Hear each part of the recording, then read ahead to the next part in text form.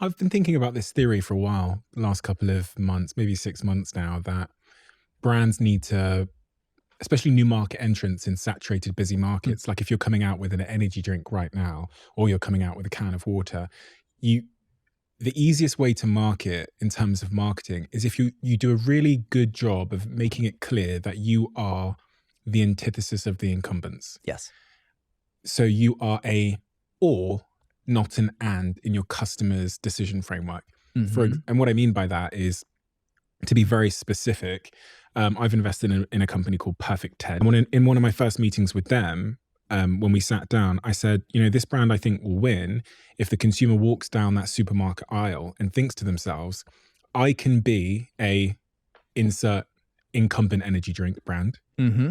or a Perfect 10 person. I can't possibly be both. Right. And we all know that, well, I think a Liquid Death customer doesn't believe they can be a Evian water customer Sure. because that it's so clearly, they've stood for something so much so that in doing so, they stand against something. Brewdog came into the market, indie punk beer. They literally took Carling beers and stuff like that to Fields as part of their marketing and blew it up with dynamite to say, we are not commoditized beer. We are the antithesis. We are an or. You're either with them or you're with us. Yep. But that takes guts.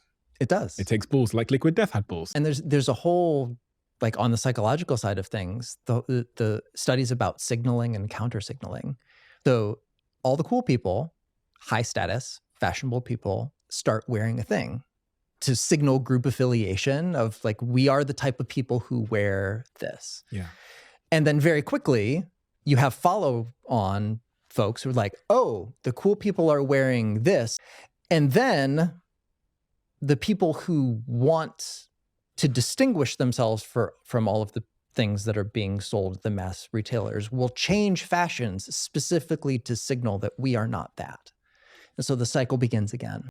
But it's all about, who am I presenting myself to be in the world? Who do I affiliate with? Who do I not affiliate with?